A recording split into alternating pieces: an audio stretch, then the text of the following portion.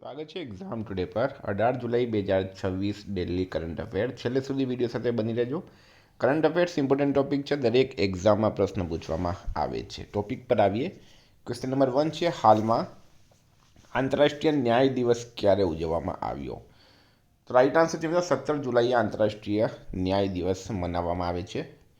વિશ્વ આંતરરાષ્ટ્રીય ન્યાય દિવસ અને 17 જુલાઈએ બીજો દિવસ છે વિશ્વ ઇમોજી દિવસ. બરાબર, તો આ બે દિવસ તમારે 17 જુલાઈના યાદ રાખવાના.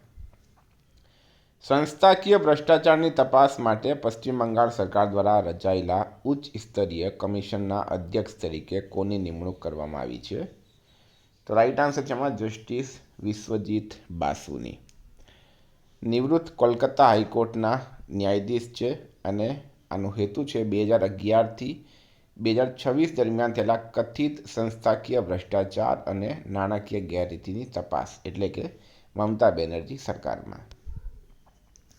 હાલમાં ઇન્સ્ટામાર્ટે એલપીજી સિલિન્ડર ડિલિવરી માટે કોની સાથે કરાર કર્યો છે? તો રાઈટ આન્સર છે HPCL સાથે. ઇન્સ્ટામાર્ટે હિન્દુસ્તાન પેટ્રોલિયમ કોર્પોરેશન લિમિટેડ સાથે એલપીજી સિલિન્ડરની ઓન ડિમાન્ડ ડિલિવરી માટે ભાગીદારી કરી. મિત્રો સેવાની વાત કરીએ તો ભારતની પ્રથમ ક્વિક કોમર્સ પ્લેટફોર્મ પર on demand LPG cylinder delivery સુવિધા છે. આ શરૂઆત થઈ છે બેંગલુરુમાં પાયલટ પ્રોજેક્ટ તરીકે. ઉપલબ્ધ સિલિન્ડર રહેશે 5 કિલોગ્રામ અને 10 કિલોગ્રામ, એટલે કે હવે સિલિન્ડરની પણ હોમ ડિલિવરી કરવામાં આવશે. તમારા ઘરે બેઠા તમને સિલિન્ડર મળશે અને કોણ મોકલશે? તો ઇન્સ્ટામાર્ટ, એટલે કે સ્વિગી. હાલમાં અમદાવાદમાં ભગવાન જગન્નાથની કેટલામી રથયાત્રા કાઢવામાં આવી હતી? તો મિત્રો રથયાત્રા બે જગ્યાએ નીકળતી હોય, એક તો ઓડિશાના પુરીમાં અને બીજી ગુજરાતના અમદાવાદમાં. અને કહેવાય છે કે ઓડિશાની પુરી પછી આ અમદાવાદની રથયાત્રા સૌથી મોટી રથયાત્રા છે. 149મી રથયાત્રા આ વર્ષે નીકળી હતી. સ્થળ છે શ્રી જગન્નાથ મંદિર, જમાલપુર, અમદાવાદ. તારીખ છે 16 જુલાઈ 2026, અષાઢ સુદ બીજ. શરૂઆત થઈ ઈસવીસન 1878થી અને પૂરી પછી ભારતની સૌથી મોટી Jagannath Rathyatra.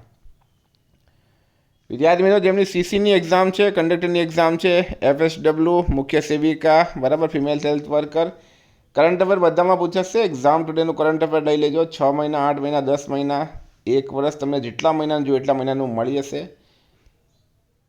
Exam today current affair દરેક પરીક્ષામાં 100% પૂછાય છે. દરેક પરીક્ષામાં 100% કરંટ અફેર આપણું પૂછાય છે.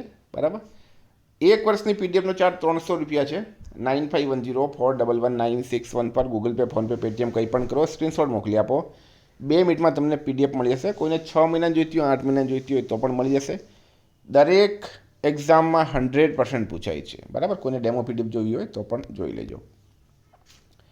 હાલમાં US ફેડરલ રિઝર્વ ટાસ્ક ફોર્સમાં કયા ભૂતપૂર્વ RBI ગવર્નરની નિમણૂક કરવામાં આવી છે? તો અહીંયા પ્રશ્ન છે ભૂતપૂર્વ RBI ગવર્નર. બરાબર, એ છે મિત્રો રઘુરામ રાજન. એ સાથે જ બે બીજા ભારતીય મૂળના લોકોની નિમણૂક કરવામાં આવી છે. કોણ કોણ છે? પહેલું છે રઘુરામ રાજન, પૂર્વ RBI ગવર્નર, અને એમની balance sheet policy task force માટે નિમણૂક કરાઈ. સેકન્ડ છે રાજ ચેટ્ટી, હાર્વર્ડ યુનિવર્સિટીના અર્થશાસ્ત્રી છે અને ડાટા ટાસ્ક ફોર્સ માટે નિમણૂક કરાઈ છે. આશા શર્મા માઇક્રોસોફ્ટના એક્સબોક્સ વિભાગના CEO છે અને એમની productivity and jobs task force માટે નિમણૂક કરાઈ છે. હાલમાં રાષ્ટ્રપતિ મુર્મુએ શ્રુતમ 2026નું ઉદ્ઘાટન ક્યાં કર્યું? તો રાઈટ આન્સર છે ન્યૂ દિલ્હી ખાતે.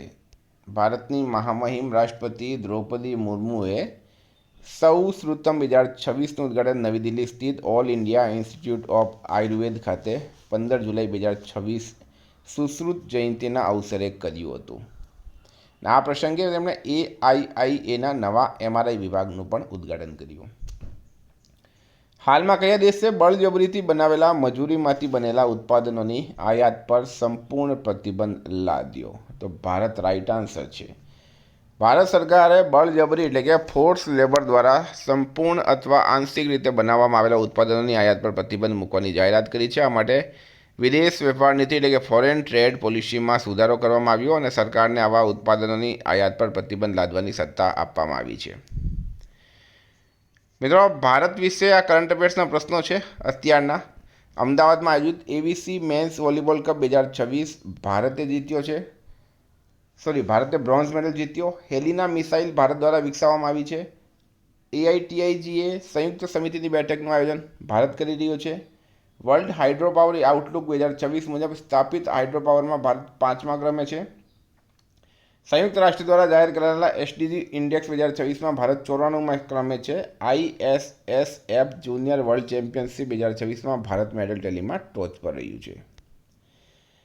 કૌશલ્ય વિકાસ પ્રણાલીને ડિજિટાઇઝ કરવા માટે કયા રાજ્ય સરકારે કૌશલ સેતુ અને કૌશલ સારથી પોર્ટલ શરૂ કર્યું? તો ઉત્તર પ્રદેશ રાઇટ આન્સર છે. યુપી સરકારે કર્યું.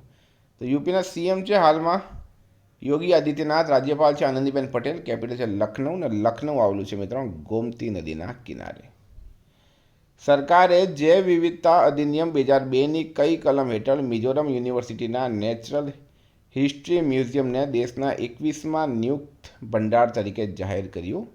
તો રાઇટ આન્સર છે મિત્રો 39. સરકારે જૈવ વિવિધતા અધિનિયમ 2002ની કલમ 39 હેઠળ મિઝોરમ યુનિવર્સિટીના, આ મિત્રો વેરી ઇમ્પોર્ટન્ટ પ્રશ્ન છે અને તમે હલકામાં નહીં લેતા. મિઝોરમ યુનિવર્સિટીના નેચરલ હિસ્ટ્રી મ્યુઝિયમને દેશના 21મા નિયુક્ત ભંડાર તરીકે જાહેર કર્યા. નિયુક્ત ભંડાર એક સંસ્થા છે જે પ્રમાણિત જૈવિક નમૂનાઓનું જતન કરે છે. 15850 મેગાવોટ પવન ઉર્જાના ઉત્પાદન સાથે ગુજરાત દેશમાં કયા સ્થાને છે? તો પ્રથમ સ્થાને છે ગુજરાત. આગવું સ્થાન ધરાવે છે. સ્થાપિત પવન ઉર્જા ક્ષમતા અંદાજે 15850 મેગાવોટ છે. ગુજરાતનો દેશની કુલ સ્થાપિત પવન ઉર્જા ક્ષમતામાં મોટો હિસ્સો છે, સિંહ ફાળો છે. ભારત અને કયા દેશને પાછળ છોડીને વિશ્વમાં 4થા ક્રમે LNG રીગેસિફિકેશન ક્ષમતા ધરાવતો દેશ બન્યો છે? તો સ્પેન રાઇટ આન્સર છે. ભારત સ્પેનને પાછળ મૂકીને વિશ્વમાં 4થા ક્રમે LNG રીગેસિફિકેશન ક્ષમતા ધરાવતો દેશ બન્યો છે. વર્ષ 2026માં ભારતની અધ્યક્ષતામાં 12મી બ્રિક્સ શ્રમ અને રોજગાર મંત્રીઓની બેઠક ક્યાં યોજાઈ હતી? તો મિત્રો ક્યાં યોજાઈ? રાઇટ આન્સર છે હૈદરાબાદ, તેલંગાણા ખાતે. ભારતની અધ્યક્ષતામાં 12મી બ્રિક્સ શ્રમ અને રોજગાર મંત્રીઓની બેઠક એટલે કે labours employment ministries meeting Hyderabad, Telangana ખાતે 15-16 જુલાઈ 2026 દરમિયાન યોજાઈ હતી. 13-4માં જમ્મુ અને કાશ્મીર બેંકના મુખ્ય પાલન અધિકારી તરીકે કોની નિમણૂક કરવામાં આવી? તો રાકેશ મગોત્રા રાઇટ આન્સર છે. હાલમાં ભારતનો વ્યાપક મુક્ત વેપાર કરાર અને ડબલ કોન્ટ્રીબ્યુશન કન્વેન્શન કયા દેશ સાથે અમલમાં આવ્યો છે? તો એ આવ્યું છે બ્રિટન, UK. દેશ છે યુનાઇટેડ કિંગડમ. કરાર છે મિત્રો CETA કરાર એટલે કે comprehensive economic and trade agreement. DCC એટલે કે ડબલ કન્ટ્રીબ્યુશન કન્વેન્શન સામાજિક સુરક્ષા યોગદાન કરનાર. અમલની તારીખ છે 15 જુલાઈ 2026. સામાજિક ન્યાય અને સશક્તિકરણ મંત્રાલય દ્વારા 31મા દિવ્ય કલા મેળાનું ઉદ્ઘાટન ક્યાં કરવામાં આવ્યું? કોલકાતા ખાતે. મંત્રી કોણ છે મિત્રો? ડૉક્ટર વિરેન્દ્ર કુમાર. કેન્દ્રીય સામાજિક ન્યાય અને સશક્તિકરણ મંત્રી છે. આનું ઉદ્દેશ્ય છે દિવ્યાંગ કારીગરો અને ઉદ્યોગ સાહસિકોને તેમના હસ્તકલા અને ઉત્પાદનો માટે રાષ્ટ્રીય બજાર ઉપલબ્ધ કરાવવું. ભારત અને શ્રીલંકાના રક્ષા અધિકારીઓ વચ્ચે એક મહત્વપૂર્ણ બેઠક ક્યાં યોજાઈ? તો એ ન્યૂ દિલ્હી ખાતે યોજાઈ. તો મિત્રો આ હતા કરંટના પ્રશ્નો. વાત કરીએ રિવિઝનની. તો આપણે આવી ગયા છે 17 જુલાઈ 2026 રિવિઝન પર. આર્ટિફિશિયલ ઇન્ટેલિજન્સ પ્રશંસા દિવસ 16 જુલાઈએ મનાવાય. Fortune India most powerful women 2024ની યાદીમાં કઈ ભારતીય મહિલા ટોચ પર છે? નીતા અંબાણી. હાલમાં 16મી બિમ્સ્ટેક રાષ્ટ્રીય સુરક્ષા સલાહકારોની બેઠક ન્યૂ દિલ્હીમાં યોજાઈ હતી.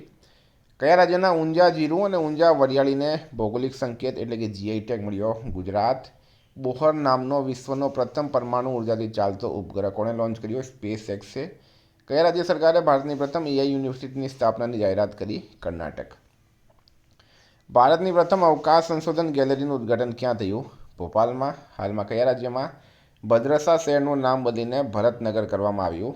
UPમાં. ભારત અને કયા દેશે પ્રભાનંદ મંદિરના સંરક્ષણ અને પુનઃસ્થાપન માટે કરાર કર્યો? ઇન્ડોનેશિયા. કયા મંત્રાલય દ્વારા હેન્ડલૂમ હેકેથોન 2026 લોન્ચ કરાયો? તો કાપડ. ગિફ્ટ સિટીએ કયા દેશના ડા નાંગ ફાઇનાન્શિયલ સેન્ટર સાથે MOU પર હસ્તાક્ષર કર્યા? વિયેતનામ. હાલમાં 8મો ભારત જાપાન સંરક્ષણ નીતિ સંવાદ ક્યાં યોજાયો? ટોક્યો ખાતે. કયા રાજ્યોએ રોગ દેખરેખને મજબૂત બનાવવા માટે તાત્કાલિક અસરથી રક્તપિત્તને નોંધનીય રોગ તરીકે જાહેર કર્યો? જમ્મુ કાશ્મીર. હાલમાં કયા દેશે 16 અને 17 વર્ષના કિશોરો માટે સોશિયલ મીડિયાના ઉપયોગ પર મધ્યરાત્રિએ કર્ફ્યુ લાદવાની યોજના કરી? બ્રિટેને. ને આરબીઆઈએ ત્રીજા આંતરિક લોકપાલ વાર્ષિક સંમેલનનું આયોજન કર્યું મુંબઈમાં.